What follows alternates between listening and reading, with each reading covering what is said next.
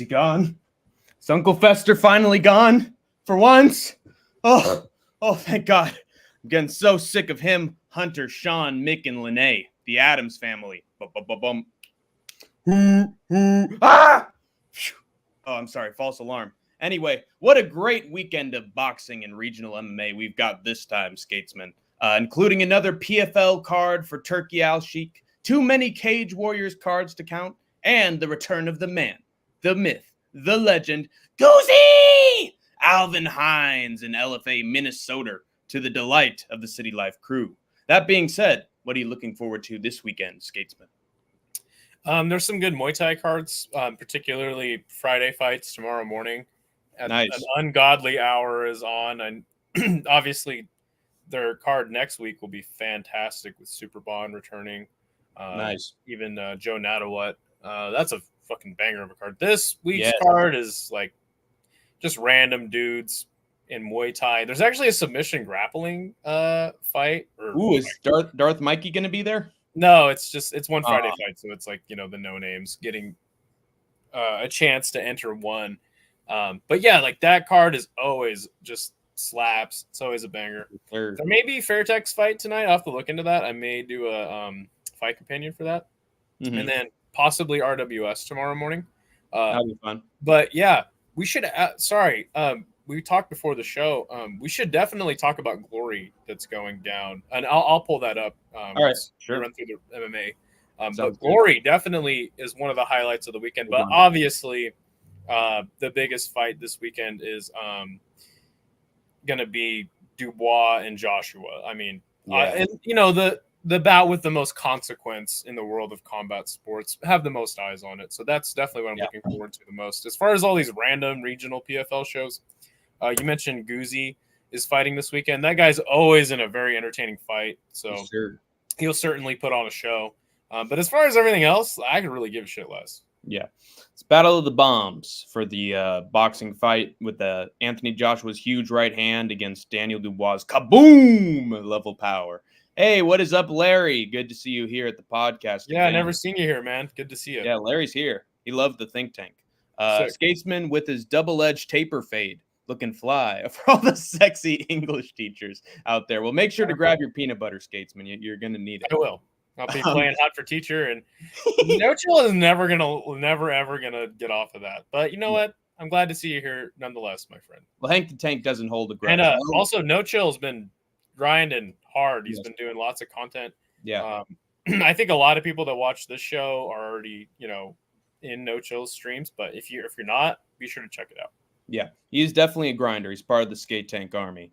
But first, let's get to PFL MENA 3. Woohoo! First, we got Ali Taleb against Jalal Al-Daja. Ali Taleb is my lock, and I got him by first round KO. Taleb's only loss is to a 10-1 guy literally named Killer by decision. He wasn't knocked out by the Killer, if you can believe it.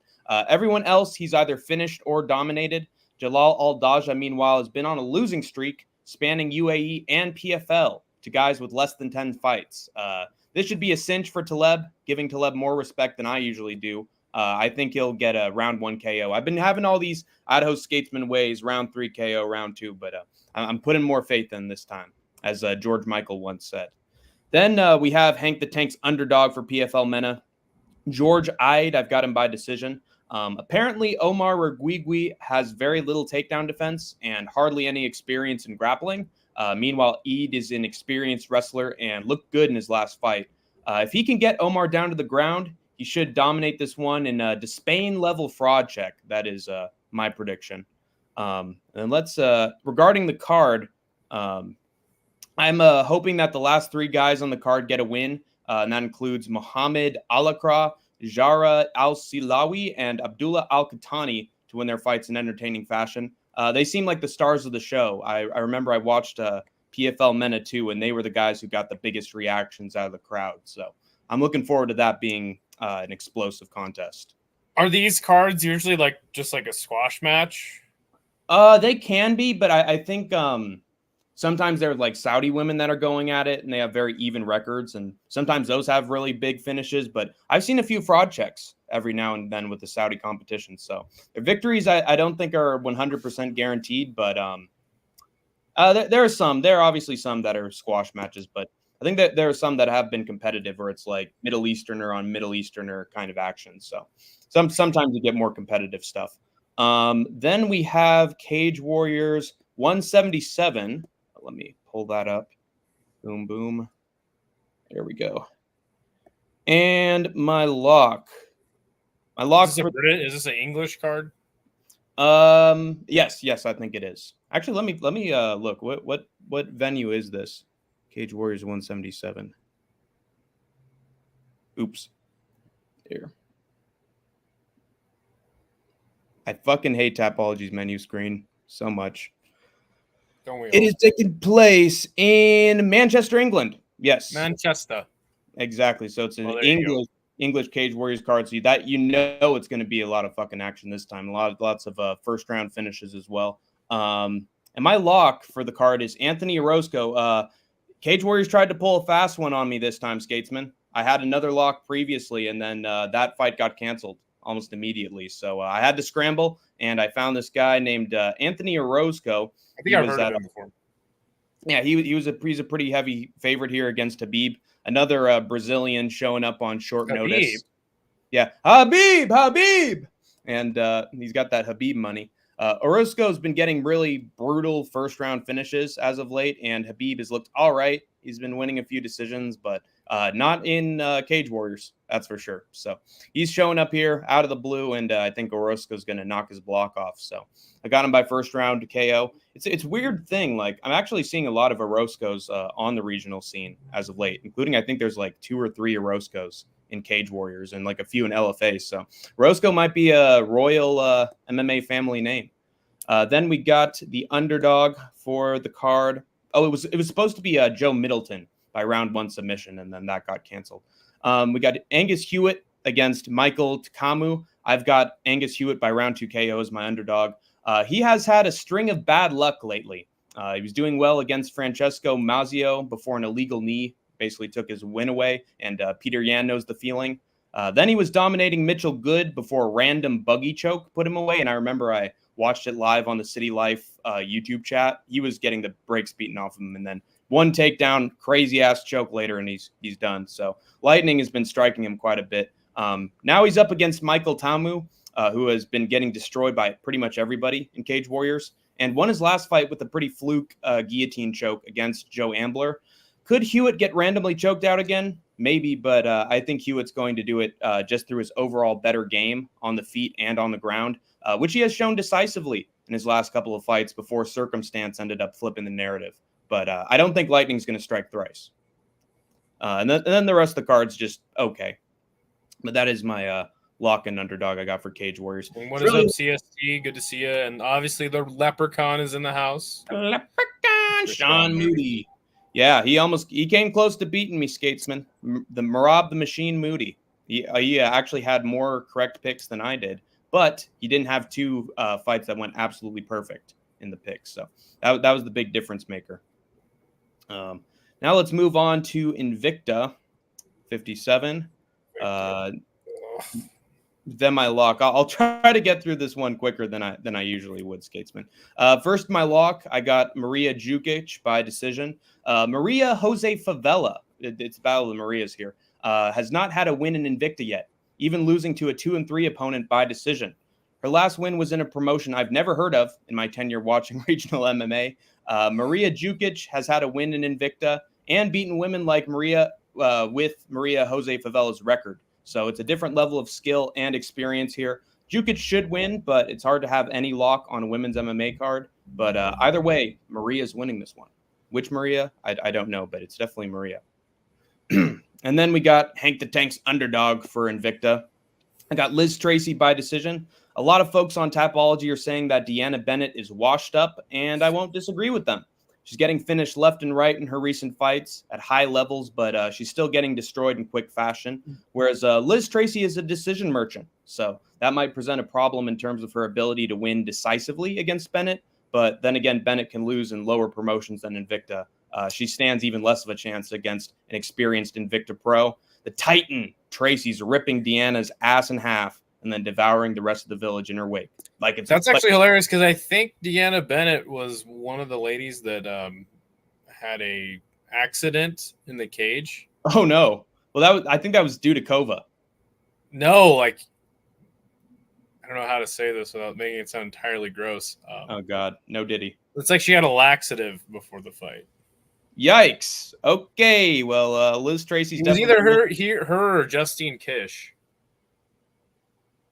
She definitely had a lot of Tish. But yeah, Deanna Bennett is a longtime Bellator. No, it wasn't that, Sean. It was definitely out the other end. But yeah, Deanna Bennett is a longtime vet of Bellator, so it's kind of sad to see her fighting on Invicta to end her career. I predict that you'll probably see her on a BKFC card coming up.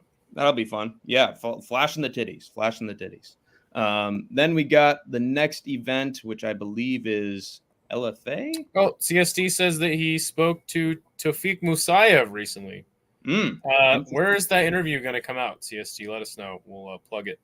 That'd be a fun one. Musayev's he's usually fun. He gets good finishes. He's exciting. Wow. Sean says he wants Deanna if she's not married. Well, that's terrible. Sean Moody has a very bad track record of marriages, so I would be careful. I can there. imagine. Careful there, Sean Moody. Then we got LFA. Down we go. Boom, boom, boom, boom, boom. My lock is Alvin GOOZIE Hines. I got him by round 2 submission. Taylor Escamilla was subbed 2 years ago by a 1-0 guy, and since then he has KO'd a 1-2 guy. Whoop-de-doo. The Dakota's heavyweight goat. Yeah, just girlfriends. The Dakota's heavyweight goat, Alvin GOOZIE Hines, bread and butter, is subbing other heavyweights, including the Hank the Tank method of the Americana. I think Hines is going to look slick and quick in the LFA cage compared to his banger of a fight with Justin Smith, getting the takedown on Escamilla rather easily and locking in whatever submission hold he wants to for the smooth tap, no Jones. And Isha, along with Denial and the rest of his Throne Gym fam, will be very proud indeed. GOOZIE! Hell yeah. And then for my underdog, I have Richard Dafron by late round 3 TKO. Just reading the vibes off of people on Tapology, they seem really unsure of Scuba Steve Collins' win against Richard Dafron, who has been an experienced pro in several MMA promotions and finished guys with better records than Steve Collins. Dafron is a way tougher test than he's made out to be, and there seems to be a fear in the back of people's minds that he'll be able to pull off the upset. So I'm going to pick him against Steve Collins. I think what was the fact about Steve? I think he was like the first guy from Ohio to like be a world champion in a promotion, or from No, it was Indiana. First guy from Indiana to be a major prospect in MMA. So a lot of people riding his coattails, but I just think he's going to crash and burn against Richard Dafron. CSD says not an interview, but it looks like Bellator and Ryzen for New Year's Eve. Good shit. Yeah, that's going to be fun. Breeze is in the house. Good to see you. Yes, sir. And Denial going to be on this card? He is going to be enthroned, but I believe that's going to be next week. Okay, gotcha. Larry has a parlay. Cage Warriors 177 and 178 LFA and PFL MENA parlay. Sheehan, Sarwa, Simon Patterson, Riley, Ward, Fields, Davies, Bukema, Cage Warriors, Al something, Taleb, Haas, PFL, McKee, Hines, McVeigh. McKee is not on this card for PFL. I believe that's upcoming. And he'll actually be taking on Paul Hughes. That's a pretty interesting fight. Nice. So well, good for him. For Hope it cashes. I'd also recommend the bets of Mikey P because they actually have to cash on the Discord. Maybe then again he does a million parlays, so hey, one of them's going to cash eventually. But still, he's actually pretty good at predicting mixing and matching promotions with parlays. So if you want to hit up Mikey P, I would suggest doing so. Then we got OKTAGON 61. My lock is going to be Mahmoud Muradov by round 1 KO. This is a weird one to call. Muradov has looked mid at best against guys like Brian Barberena. And wasn't he like 30-0 at one point or something, like 32 fight streak? Yeah, he was definitely a phenom. And then he ended up getting subbed by the GOAT, GM3. So that's right. That's pretty embarrassing. However, a lot of predictors believe that his speed and power are still there. So I'm trusting them and picking Mac against the older Scott Ashcombe, who has looked decent against okay competition, but likely won't be a match for the touted UFC vet. Plus, he's supposed to be in a Pokemon game somewhere catching Pikachu or some shiny Pokemon. You got to catch them all. These 100%. Promotional transitions do get dicey, though. I'm not 100% sure about this lock, which is ironic, don't you think? Then again, there are no real locks in Octagon, so it's always a roll of the dice when it comes to that promotion. Then we got Hank the Tank's underdog, and I have Vladimir Lengal by round 3 KO. Lengal has only lost one fight so far by unanimous decision. The other one was a split. He's facing Corey Fry, who some believe is way worse than his record shows, winning against nobodies and then getting dropped by guys with winning records. Both men are likely keeping this on the feet, and Lengal seems like the more consistent guy with a few striker with a good chance of getting the knockout late into the fight. So I'm going with him by 3rd round knockout. Corey's fried, and Vladimir serving him on the side with a hamburger. Trust. Yeah. Do I have any more logs? Oh, yeah, sure. Oh, no. I got one more, Skatesman. One more. Bear with me for a second. Well, I get this set up, but yeah, I mean, there's a few highlights, and definitely I'm going to be there for Alvin GOOZIE Hines, especially if I hear Isha way back in the background being like GOOZIE in his Helwani voice. That'll definitely be fun. But it's always nice to have a reference. It's like waiting at the end of the exactly. It's like waiting at the end of an MCU movie for the end credits, you know? It's always fun in the end. Or you can see Big Red be like, City Light Project, woo! You know? Good to see you, Kobe. All right, here we go. Brave. We got my underdog, Clyde Brunswick, by round 1 KO. I tossed and turned on which underdog to pick on this card because I'm just picturing you at night, just like stressing out over this pick. Brave! Muhammad Mokaev! No! Get out of there, Mokaev! I tossed and turned. He's gonna go to a decision. Oh, why did they sign him? Why didn't he go with the sub, damn it? Round 3 sub. Because both of the ones I'm interested in for these have pretty low chances of winning. The main event has the #1 lightweight in the Middle East taking on the #1 featherweight in Eastern Europe. So it's a battle of the greats for that one, indie greats. Yet it involves the challenger going up a weight class, and he's up against an undefeated Kyrgyzstani fighter. All pass. Brunswick versus Perveleski, meanwhile, seems to be a shoot-off where the one who lands the one with one-punch knockout power wins, and I think that's fair and even enough that I can pick the guy Tapology users are picking less, who is Klein Brunswick. Should be absolute insanity as long as it lasts, and yeah, here's hoping that Clyde's RNG is good for this one. Hope he poured all his Fallout stats on luck. Oh God, I'm still imagining having a nightmare about Brave. And then we got Rasul Magomedov against Pablo Benayon. I got Rasul Magomedov by round 1 KO. This lock seems pretty clear-cut. Magomedov has been either knocking out or choking out a lot of cans, like a true goat, but also a 7-1 guy. They're all finished in the first round the same way, which tells me that he's just talented and not being protected from actual competition. That being said, he's fighting a Brazilian from abroad. He's lost to some guys he shouldn't have. You know the drill. Daggy smash. Plus, there's the Magomedov name at the end right there. So easy money. And that's going to do it for Hank the Tank's locks and underdogs. It's got to be like 5 locks and 5 underdogs in all. What's up? He says, Jew Raid. Okay. They're coming from a Skatesman. What's up, Sniff? Good to see you. Good friend of the show. Well, that's hard times when you got JVD Media in your chat doing a raid, brother. That's the Midnight Rider, if you will. But yeah, that's it for Hank's stuff. But I hear that we got a glory card coming up this weekend. What can you tell me about that, Idaho Skatesman? So obviously last month's glory card got absolutely ripped to pieces. And this one's not looking super good as far as Sven Svensson. What's up, bro? This one's not looking too good as far as like prospects and known names. But there is one interesting fight Actually, two. But it's this guy, Horta, who came in on short notice. He beat the French guy that nobody likes, which is his name is Laduni. Beat him in pretty good fashion. Was a pretty good fight. Going up against Tarico Saro, who is actually 5-3-0 in the promotion. All 5 of his wins coming by knockout.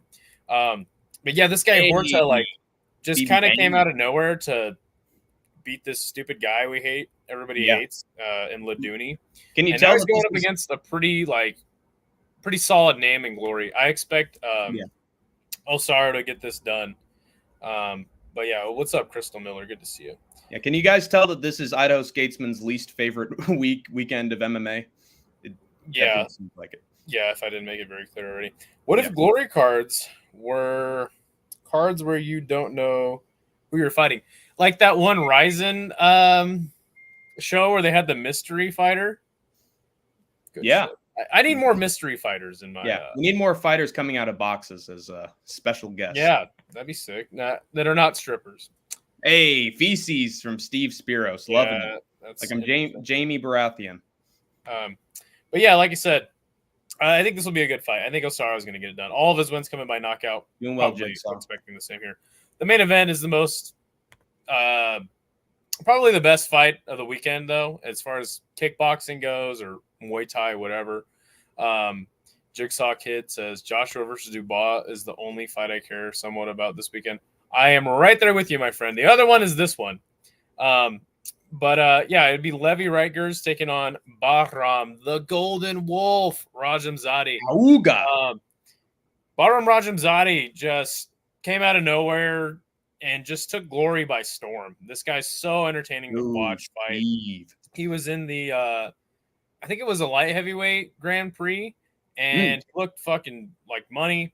Yeah, I remember that. And Rickers actually was in the Glory Heavyweight Grand Prix that was very recent, and made it all the way to the final round. Got his fight with Rico Verhoeven. But, you know, that doesn't really count all that much because, like I said, Glory's in a weird spot with their heavyweight division. It's their worst division, which is terrible for Glory. Because Rico is on the board of executives on Glory. He's part of the decision making and matchmaking. So getting a fight with Rico in the last round of a tournament isn't exactly the same as game planning for a specific bout with Rico Verhoeven. So Glory has announced that whoever wins this fight will be next in line to fight Rico Verhoeven. Nice. And the problem with that is, you know, obviously, and by the way, this main event was switched out. From what? Levy was supposed to fight somebody else. I can't remember exactly who, but last month's card actually was supposed to be Rajamzadi in the main event. So he's coming in on short notice. He's undersized for this weight class. Yikes.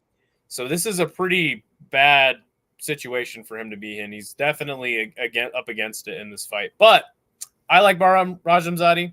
He got beat by Tariq, or who was the guy who beat him? You watched that card with me, the light heavyweight Grand Prix. He lost in the final round. I can't remember exactly who it was. Denny Adgaboui or somebody. So ever since then, a lot of his hype's kind of gone. But nonetheless, this is a fantastic fight. Oh, what is up, Musical? Thank you, Musical. BB Bainey. This is a sick fight. Bahram Rajamzadi, win, lose, or draw. He's going to put on a show. Levi Rickers is more of a, he's a really huge heavyweight, but he's very technical. Not necessarily always going for the knockout. He is the number 1 ranked heavyweight. You can see that 5 of his wins in Glory have won by knockout out of 6, but in his career at large, only 8 out of the 18 fights that he's had have actually ended by knockout. But on the other side, if you look at Bahram, 69 3-0 and 61 knockouts. Are you kidding me? That's this guy's always one to watch. Super entertaining. Yeah, he's got a chance for sure if he can get that many knockouts on anybody. 100%. So the next card of consequence, and really the biggest card of consequence on this weekend is gonna be Joshua versus Dubois. Whoever wins that fight will be next in line to fight Alexander Usyk. I love it. But I think that Tyson Fury and Usyk still have a trilogy to get, or another fight to have first. So yeah, kind of making things weird there. But nonetheless, do you have any boxing matches on this card you'd like to talk about? Yes, I've actually got all 6 because I picked all 6. So all 6 on them. Okay, there is only 6 on this card. Okay, cool. Well, tell us about Josh Kelly versus Ishmael Davis. It looks like Josh Kelly was actually supposed to take on Liam Smith, which would have been sick. Liam Smith, obviously, beating Chris Eubank in his last fight of consequence, losing to Canelo Alvarez at one point in his career. So, yeah, tell us about this fight. I think that Josh Kelly's going to win. I think there are a lot of fights on this card that are sort of going to be repeats of some of these fighters' last performances in terms of like what their patterns are with how they approach fights or where they end up going at the end of the day. I think this is going to be a repeat of Josh Kelly's last fight, so I'm picking him by decision. Don't nobody tell me I don't pick underdogs for boxing cards. Josh Kelly's winning this shit. He is, I believe, and Skatesman as well. Don't tell me nothing, Skatesman.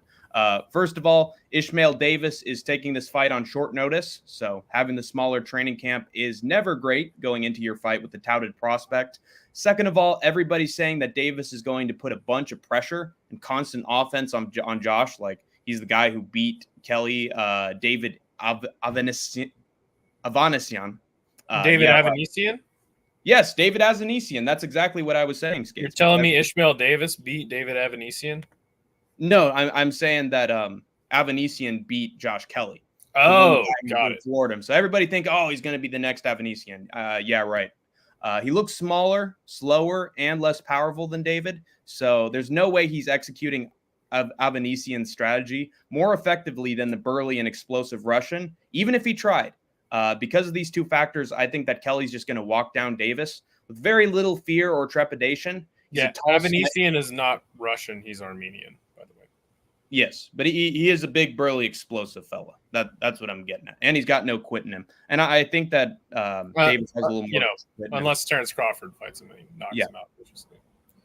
But Kelly is a tall sniper with increasing power from his recent fights. And even if Davis tags him with something, Kelly is excellent on the back foot and has grinded out his opponents. No diddy to a decision before. It's like you instantly win against Kelly when he can't get an early knockout, which is just not true. He showed mastery of distance and patient offense at range against Troy Williamson and Gabriel Corzo. And given that Ewan McKenzie was able to piece Davis up with big combinations in nearly every round, I think Kelly will make his punches count more and really hurt Davis on the feet at moments. Enough to slow him way down by the end of the fight and dominate him for the unanimous decision win. He's definitely having his second win right now, and those sales will be in full motion on Saturday. So I got the underdog here. Hey, Crystal, what you got for me? She has a question. Looking for a good time to bring this up, but I don't think it's going to happen. No, we'll answer your question for sure. Anytime you have one. That girl with the busted up face, Irene Aldana. Yes. Do we know how many stitches she got? I would guess hundreds. I did see a video of her post her getting. Oh, and he's playing the stream there. After the fight, I saw her after she got stitches. She looked to be in good spirits, so that's cool. But a lot of people were saying that was like the worst cut we've ever seen in the UFC. It's definitely up there, but I remember seeing a guy like get his ear torn off at one point. That's got to be worse. Yeah, it said Sue then posted a photo of Aldana with several stitches across her face. So several. It is. So that's the answer. Several. Several. Yeah, that's a number, right? But then we got my second fight of the event. We got Mark Chamberlain taking on Josh Padley, and I got Mark Chamberlain by second round KO. So about picking underdogs in boxing. Yeah, those days are over, at least for now. No, I'm not saying like picking underdog. I'm not saying you have to pick an underdog. I'm just saying like if you pick a overwhelming favorite and then you come on the show and then you go, oh, look, my lock hit. It's this guy that was minus 1,200. It's like that doesn't mean anything at all. I have other friends too that will brag about how they've gone like 5-0 on this card. It's like, yeah, dude, the guys you picked were fucking overwhelming, like 10-1 favorites. Like, so of course, that's not really impressive that you picked that. Yes. More just, about picking in general. It's like, yeah, duh. But it is Hank's locks. It is a tradition. But yeah, Hank, I have heard of this guy, Mark Chamberlain, though. I have expanded on things, though. I am actually giving people 16 says, hey, Hank, another bro on the screen. Good to see you. The Idaho Skatesman. And I clearly felt the tap, says Chuck Les. Yes. You felt the tap in boxing, so I don't know if that's going to matter all that much. I got Mark Chamberlain by round 2 KO. The days of the picking the underdogs are over until I think like the second or third fight on this. Mark Chamberlain is him right now, to the point that he's the one getting glazed by Turki Al-Sheikh and not the other way around. This man's got to be the owner of an oil well somewhere, because having Al-Sheikh as a stand is quite a feather in this young guy. It looks like he's been on the last 2 Turki Al-Sheikh cards, and he's gotten 2 knockouts. So the man wants him there. He wants him in Saudi as his new definitely level. Nobody of note, if you ask me. But, eventually, he might even get to a hand-holding status, and that'll be really something. No, he doesn't have enough money for that. So, yeah, he's going to win by knockout because he's done it to a lot of great opponents already, including Joshua Wahab with literally a jab. And then the tough as nails Gavin Gwynn in less than 4 rounds. His reach, height, speed, and power are all just unfair. And meanwhile, Josh Padley is just some rando from the regionals who has to be within breathing room to get a shot off. No diddy. Tiny guy, clinching, body shots once he's way up close. This is just a recipe for disaster, with Chamberlain using his reach to stay far away from him before hitting the quick combo and shutting the lights out. Easy work. Why the hell was the squash match booked in the first place? Is his number 1 stand Turkey Jerky going to be there or something? The world may never know. But yeah. Yeah, just to make this guy look good. It's Wembley, bunch of British fighters. Yeah. But I'll tell you what, though, these British, like random British boxing cards are usually pretty good. So they are. That's why I'm going to be watching it on Saturday. It's a fun one. And also, yeah, you're right. I think you're on the money because the British guys do sell tickets for the Wembley show. There's like almost 100,000 people going to be in that Wembley Stadium. So wow, congratulations to Jigsaw Kid. I won a crazy 100-to-1 parlay on Contender Series the other week. Good job, man. Dynamite comes in small packages. Yes, sir. No Jones. Anyway, my next fight on the card, and I'm actually picking these in real time. I have got Cacace. Is that his name? Oh, am I pronouncing it right? I have no idea. Oh, yeah, I've seen this guy before. I have no idea. So I'm picking Cacace by round 8 KO. Maybe someone can correct me in the chat or something. I think this fight might fall under the category of cruel and unusual punishment. Josh Warrington got his head taken off his shoulders by Leigh Wood, and now he's getting another title shot against a guy who I would argue possesses more power and overall danger on the feet than Leigh Wood. Definitely Nathaniel Wood, but I digress. He's accurate, super fast, and won his last fight by KO with the exact same type of rapid combinations that put out Warrington in the seventh round. And given Cacace is in his prime, this might get ugly real fast. Now, I know Cacace is often prone to decisions, but I definitely see him dropping Josh at some point. And then the rest of this fight is ancient history. 8th round KO, another war from Warrington where he gets his ass pummeled. No Jones. God. So Anthony, his last win was against Joe Cordina, actually on the last Turkey Blood Money card. So that was a damn good fight. On the other hand, you have Warrington, who has he's fought the likes of Carl Frampton, Lee Selby, Mauricio Lara. He had a 2-fight stretch with him. Mm-hmm. Luis Alberto Lopez, he lost 2 by decision. And then, as you mentioned, losing by knockout in the 7th round to Leigh Wood, who is honestly, he's one of the he had like fight of the year last year. Yeah, it was a sick fight. So yeah, I don't know if I'd count him out completely, but I can understand where you're going. You know, you got Anthony, who's kind of more in the prime of his career, as Warrington's had some wars. He's on the way down. Yeah, he's a vet. Good analysis. Better or worse. And also, like you said, Skatesman, I feel like they're giving him a title shot coming off a loss because, hey, it's going to sell tickets. And Warrington might win in a war and get the belt back. So it's to get people in. And honestly, it worked because this is actually a sold-out card from the reports I've been reading. So, and I'm definitely going to be listening to this card with sound because the UK crowd's going to be fucking loud for most of these fights. So it's going to be fun. I love all these cards going to Europe. But anyway, God, what is it with every Josh on this card getting the short end of the stick? If I were them, I'd pull a Bobby Green and officially change my first name at the Royal Courts of Justice ASAP if I knew what was good for me. So, and the Josh curse is just going to continue, Idaho Skatesman. I'm just getting started. There are 2 Josh. Oh, really? Yeah, they're getting faded. The Joshua name is getting put through the mud right now. Yeah. It's not the one you think. It's not one. Oh, that's okay. Yeah. It's this one right here. Joshua Buatsi against Willy Hutchinson. These parents got to stop naming their kids Josh. So Willy Hutchinson was on the Queensberry 5-on-5, and he had an impressive performance over Craig Richards, I believe. Yes. And actually, Joshua, whatever the hell his name is, actually has a win over him. So 2 former Craig Richards conquerors matching up. Yes, sir. This one. And it's going to be another Josh conquest here. Will it be Drake and Josh, or will it be Willy Hutchinson? The world may never know. I got Hutchinson by decision. I feel like this fight's going to go how Hutchinson's fight with Craig Richards went 3 months ago, as Skatesman put it. The big debate taking place regarding this bout is whether Buatsi or Hutchinson will start out strong. It seems to me like Joshua Buatsi is a slow starter who likes to go back and forth and slug with his opponents, whereas Hutchinson's a sniper who pours his heart and soul into getting an early knockout in his fights.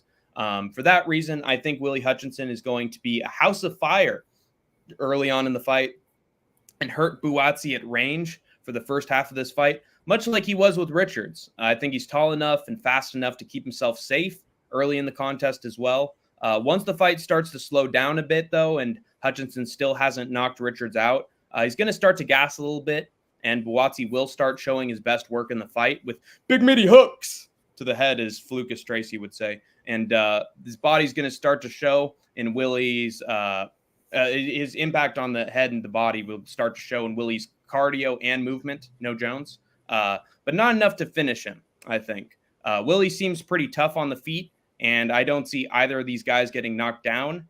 Buatsi's got too high a guard, and Hutchinson has taken big shots before and still responded with big counter blows to keep himself safe. I think this fight will be decided by the later rounds, and if Hutchinson can manage to win just a few of those rounds, he should come out of this fight with a win. I'm thinking unanimous decision, but it could very well end in a split, which I think still goes Hutchinson's way. It's guaranteed to be a fun back-and-forth fight, but I got to go with the Willy. No Diddy. Enjoy prison, Puffy, by the way. Recent arrest of... Yeah, I actually doubt that he'll be in jail for very long. Me personally. Yeah, well, he's got his lawyers, and he's got money, so he's all good. Just ask R. Kelly. Also, the Joshua curse continues, but not for long, Idaho Skatesman, not for long. And what is up, Denial? I heard you got a fight coming up, man, so good for you. Yes, sir. And Hank the Tank gave him some training footage for that, so hopefully he uses it well and can... Is Hank the Tank going to corner Denial? You should fly me out there, Denial. I'd love to go on a trip to Minnesota, Berber. No, you wouldn't. No, I really would. I hate that place. It's I'd really stay nice. as far away from it as possible. Then I got the co-main event between Hamzah Sheeraz and Tyler Denny, and I'm going with Hamzah by KO in round 10. There we go. I think you'll get it earlier, personally. But, you know, what sucks about this card, now that we've kind of run it down, is there's really not a lot of big names. Like Hamzah Sheeraz is the biggest name, but he's in a weight class, that being middleweight, that just sucks right now. It's terrible. Yeah, sucks ass. Perfect for him. Yeah, but exactly, because he's like the biggest name at middleweight at the moment. So interesting lineup, but definitely a showcase fight for Hamzah Sheeraz for the European title. Wow. That's very prestigious. I think he's going to cement his legacy with that. Visit in the winter, speaking of Minnesota. Oh, yeah. Don't do that. Oh, don't you know over here in Minnesota, eh? Oh, no, I had a lot of fun when I was in Minnesota, but don't know if I'll necessarily be back. I might have my corpse get dumped into the snow like Fargo, don't you know? And I'll crash through the pond, the frozen lake. But I got Hamzah Sheeraz by round 10 KO. Tyler Denny's solid pretty much everywhere, but he doesn't have the kind of defense or offensive power that can stop Hamzah Sheeraz in his tracks. The dude's 6 foot tall, and you can't teach that. Super long, daddy long legs, no Jones, like reach as well. which will always keep him in there against shorter and more brawling competition, which I think Denny falls into. He'll tag Sheeraz a few times here and look good in moments, but he won't be able to put out Sheeraz before he cracks Denny with a big left hook that flattens him. I'm thinking later into the fight. Again, you can't teach height. You can't teach power. Can't teach reach. What? Can't teach reach. You cannot teach that, as Enzo More would put it. Sheeraz has that in spades, and like Naseem Hamed, that's going to be his get-out-of-jail-free card here. And if Hamzah is smart enough, he'll jab up Denny a bunch and then come in for the kill with big mini hooks. No Tracy. He's going to take this guy to Peaches and Creamsville. He's not going to be walking on eggshells or slipping on any banana peels this time. Trust. Crystal Miller says, yeah, sure, you betcha. We could build a fire right over the top of Frozen Overlake. Yeah, I know. Well, you know, the Overlook Hotel used to be on an Indian burial ground, but I'm sure it's all fine for you and your family to come here. At some point, he'll have Denny hurt because his physical advantages are just too unfair. And Sheeraz will take full advantage of his accumulated damage with a big punch that sleeps Tyler and has him working at Denny's the next day. Trust. Not to discount Tyler. Again, he's consistently good and technical, but you need more than that to beat a British towering inferno. By the way, you have this speck on your camera that's been bothering me. Like, oh no, that's your light above your head. My bad. Yeah, it's that one. Okay, I was like, dude, what is that? There we go. So yeah, no, that's fine. Yeah, this card actually kind of sucks. Not gonna lie. Yeah, it's pretty bad. But hopefully the fights deliver in terms of just the action and not the name value. Running out of Brits to Idaho Skatesman. They're running out of bricks. Did I just say bricks? I almost called you like the Ohio Skatesman. I'm really falling apart, guys. We got to wrap this up fast. We got Anthony Joshua main event time against Daniel Dubois. Why don't you give me your rundown of this main event first? Oh, man. This is a really fascinating fight because you have two men who have had this time in their career where people said they were soft, right? Yes. Joshua, obviously, after he beat Vladimir Klitschko, he was considered like the top guy. For a really long time, you had, like the trio of heavyweight boxing, which was Fury, Wilder, and Joshua. And it's a damn shame that Joshua never mixed it up with either of those guys. And, you kind of got to this point with Joshua because that fight was never made, that people were really doubting him and he was looking really bad in fights where he should have won. Namely, the Andy Ruiz Jr. fight where he was TKO'd by Andy Ruiz early in the fight. In the rematch, he fought very tentatively and kind of got his title back and he was back on the right track. But still, the fans were really sour on him. Actually, Deontay Wilder tried to make the fight, Tyson Fury tried to make the fight with Anthony Joshua. But if you remember, Wilder actually took him to court, Tyson Fury, that is. Wow. And he said, no, you owe me a rematch per our contract we signed. And he was able to get the third fight. So actually, Deontay Wilder kind of ruined us seeing Tyson Fury versus Anthony Joshua. Makes me even more happy that he got knocked out in the third fight. Look, I'm a big fan of Wilder. The people who know messed with me for many months to come and weeks after he lost embarrassingly to Zhang Zhili. That third fight was probably one of the best fights I've ever seen in boxing, though. So, yeah, absolutely. It was a fantastic match. But anyway, so with staying on Anthony Joshua, he then had those two fights with Usyk, where in the first fight he got completely schooled by Usyk, and then the second fight he looked better, but he was still way behind Usyk. Yeah, had a famous meltdown in the ring where he grabbed all the belts back. And he was just like, yeah, these are still my titles. I never really lost. Super weird. Yeah. But then he had this fantastic string of fights where he just looked great. Coming off of the win against Otto Wallin, who Tyson Fury struggled with. He had a huge cut over his eye in the Wallin fight. He seems to be struggling with a lot of guys these days. People, obviously you had Francis Ngannou looking fantastic against Tyson Fury. So when Mhm. their match came around, I said Anthony Joshua is going to knock Francis out. I already knew. I had this weird feeling that it was Yeah, just me going to too. happen Me because too. Joshua just is in a career resurgence at that point. So that was his last fight, knocking out. I believe it was his last fight, right? When he knocked Yeah, it out was. Francis. He knocked out Ngannou. Viciously knocking out Francis Ngannou, a guy who we've never seen really even in that amount of trouble. Even when Stipe was beating the hell out of him, he wasn't like, I don't know. We've never seen Francis just flat on the cage, viciously knocked out. Mhm. Did he get poisoned? That's still up for conspiracy.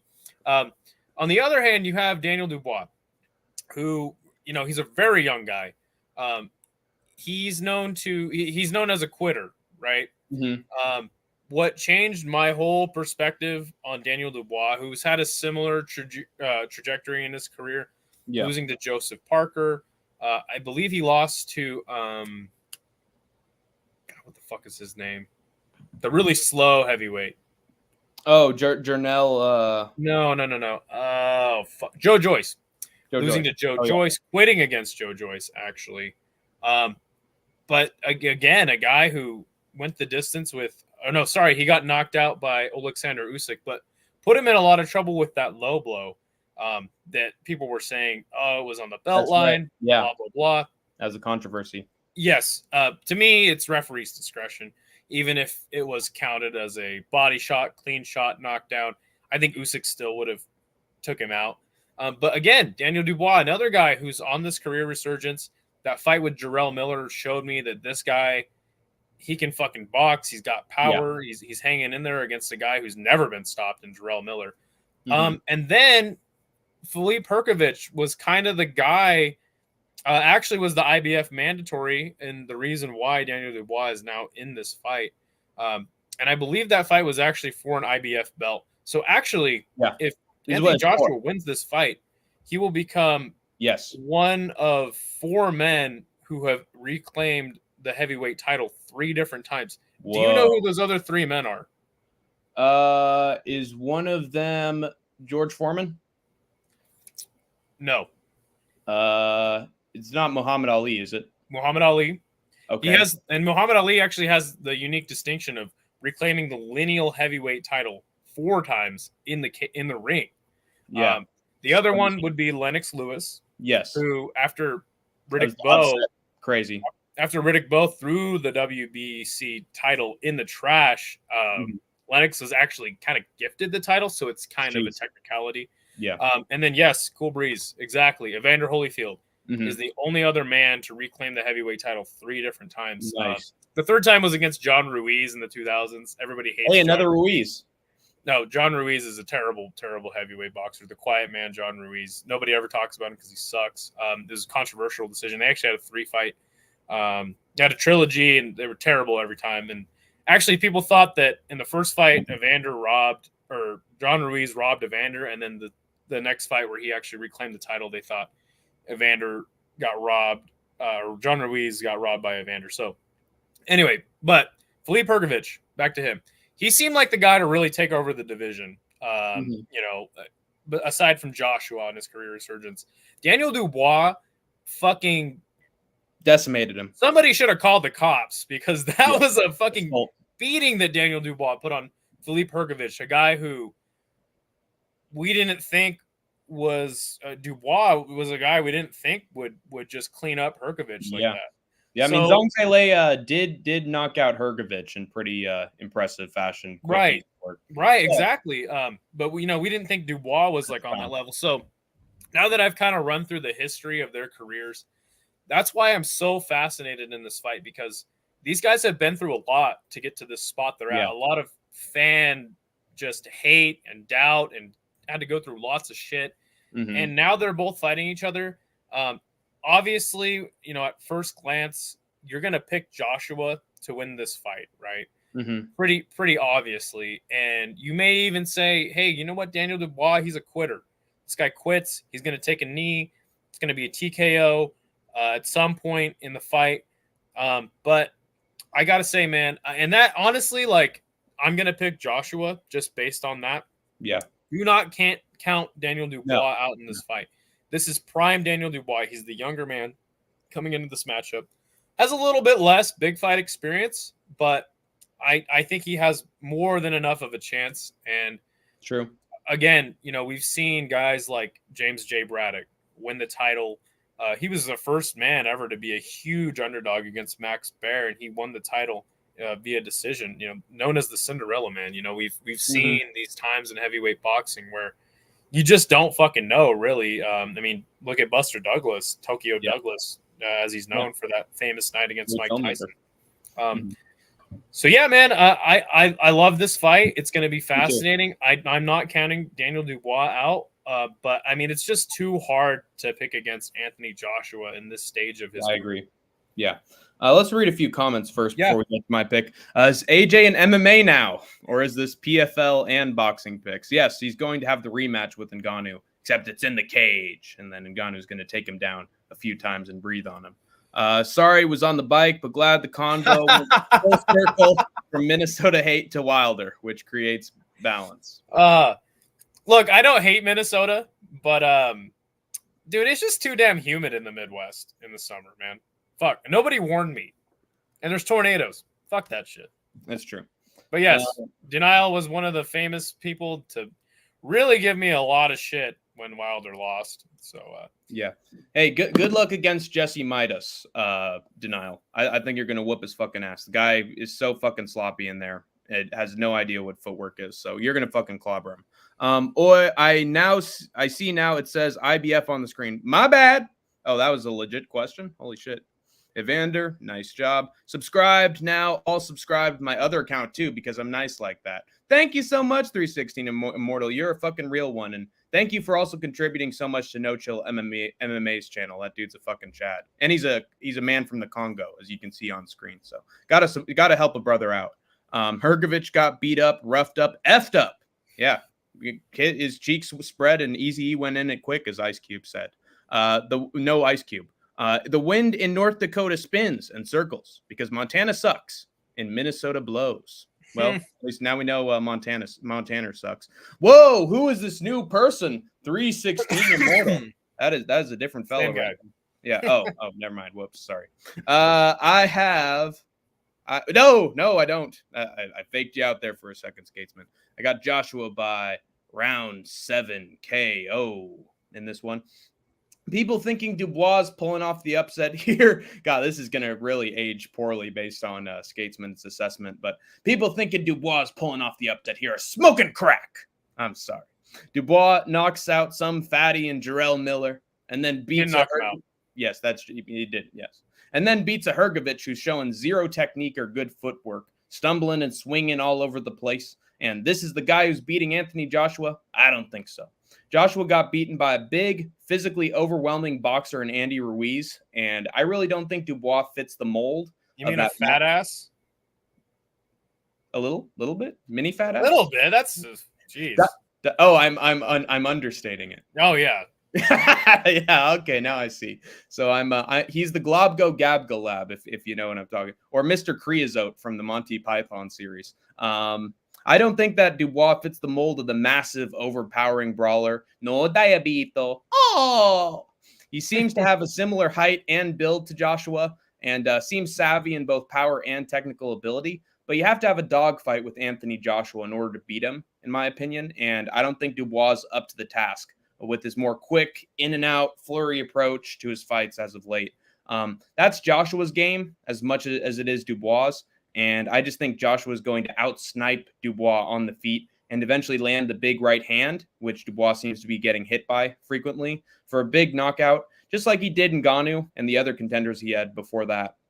Similarity of frames makes me think that Joshua can get out of exchanges more easily than he could with Ruiz or Usyk, who are more unorthodox, and find an easier target for his more conventional combinations and shots from afar. Dubois needs a good defensive game to beat Joshua as well, and I see him getting hit too much for me to pick him against an equally powerful and more precise boxer in AJ. I've been riding him since his fight with Robert Helenius, no Elon, I should say. And I think he's getting better with each big fight that he's had recently, looking more confident and accurate with his punches. So I predict a 7th round KO from accumulation of damage. and an eventual opening for Joshua's right hand that makes the commentary team go, boom goes the dynamite. Dynamite. Finally, another Joshua was on the call. I definitely say that. Yes, sir. Mamma mia, dynamite, slamma jamma. Finally, another Joshua gets a win on this utterly cursed card of Josh's. So there we go. Let's save that so that I don't look like a fool later. What's the best undercard fight? I would definitely say Anthony versus Josh Warrington. I don't know how to say his last name. So you watched their face-off today? No, I did not. Just to let you know, my English is not the best. You will see many grammar errors. No, that's fine. Yeah. So the thing about Brazilians Anthony Joshua is, from my eye, right? Like, Anthony Joshua tried to box Alexander Usyk, which is a terrible idea for anybody trying to box Alexander Usyk. Nobody's gonna outbox Usyk. Like, it's just not gonna happen. Yeah. So then AJ kind of earlier in his career, he was like a brute force that went to knock people out, right? Then he switched it up to trying to box after his loss to Andy Ruiz, in my opinion. So to me, it really depends on which Anthony Joshua shows up. Yeah. To be fair, I think whether he tries to outbox Dubois or he tries to outbrute him, I think he gets it done either way. I think that Anthony Joshua is actually much bigger than Dubois, despite what the stats might say. The only thing that I'll push back on as far as Dubois definitely not winning this fight is I would say that as of late, obviously Joshua and Dubois both fought Usyk, and Usyk actually stopped Dubois.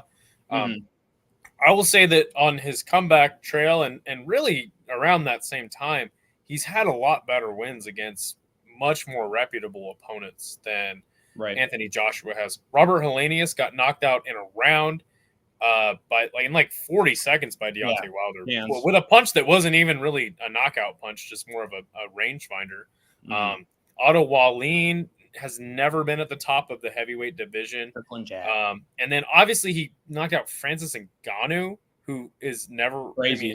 He looked fantastic against Tyson Fury, who, from my estimation, he totally underrated Francis. Yeah.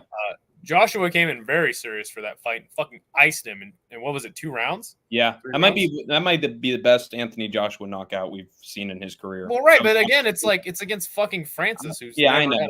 Professional. I mean, he's 0-1 in boxing up to that point. Right. On the other hand, Daniel Dubois has really been putting in the hard work as far as opponents that he's fought in recent years, in my opinion. So that's really the one thing that I'll push back on and say, hey, you know what? Dubois has fought much better guys as of late. I think that his time is now, right? If he was to win a heavyweight title, a piece of the heavyweight title, which he already has against, what is his name? Felipe Hergovich. Big fight time. This is Daniel Dubois' moment to shine. It's fine. It's finally his time in the prime of his career, as is AJ. But yeah, man, I love this fight, man. It's so fascinating to me because I don't really think that Joshua would just steamroll Dubois, and if he does, I'll be very impressed. Yeah, but, I think he'll be Dubois, back. Man, he's got a chance in here, man. Yeah, it'll be definitely fun. I'm assuming this is going to be the fight with the longest entrance as well. So I'm gonna have to wait a full 2 hours. British national anthem and wear a stupid hat with some British punk wave shit from the 1990s. No, this isn't Uzbekistan, so they don't work some and then I'm gonna wait a full hour to see somebody go up on a ramp on a throne, which is just incredible special effects. Bigger than the Sphere. Physically bigger, maybe. But yeah, I'm looking forward to it. I think we're definitely going to get some big exchanges and knockdowns a few times in here. Mostly of Dubois, in my opinion. But I'm definitely not counting out Dubois. I think he's one of the tougher tests that Anthony Joshua has dealt with his last 5 fights. Maybe the biggest one. So yeah, it's certainly since Usyk, if you ask me. 2 head cases means whoever shows up with more confidence wins in this matchup, in my opinion. And I think that Anthony Joshua is going to have a lot of confidence going into this one, especially since he started to now reach that level again of big name for the marquee main events, which I don't think he's had for a very long time. I would disagree. And inside of boxing, he's definitely, him and Tyson Fury have been the biggest names in British boxing. When do you think, what was the fight that made Anthony Joshua a big name? Vladimir Klitschko. Yeah, he puts him over, man. Both know how to quit before the fight's over. It's almost over, buddy. Tim Welch, motivational speech expert, should corner one of them. Yeah, that would ensure their demise. And sure. Again, Joshua was never known as like a quitter. Daniel Dubois certainly was. Yeah. Taking a knee when he's hurt, all that stuff. Yeah, if anything, Joshua's been showing a bunch of delusion since he's lost. There you go. Right. And just not knowing. I mean, you're a massive man. Why would you go in there and try to outbox Alexander Usyk? You got to go in there and knock his ass out. That's the only way you're going to beat him. Yeah, not all that smart. So, yeah, again, he's not known who he is, in my opinion. I remember hearing an interview with Anthony Joshua after his fight with Robert Helenius. Mm-hmm. And he said, I've been really working on the jab recently. The jab the hook will take you, to the whatever the fuck. And he said, the jab will take you around the world. And I said, what the fuck is this guy talking about?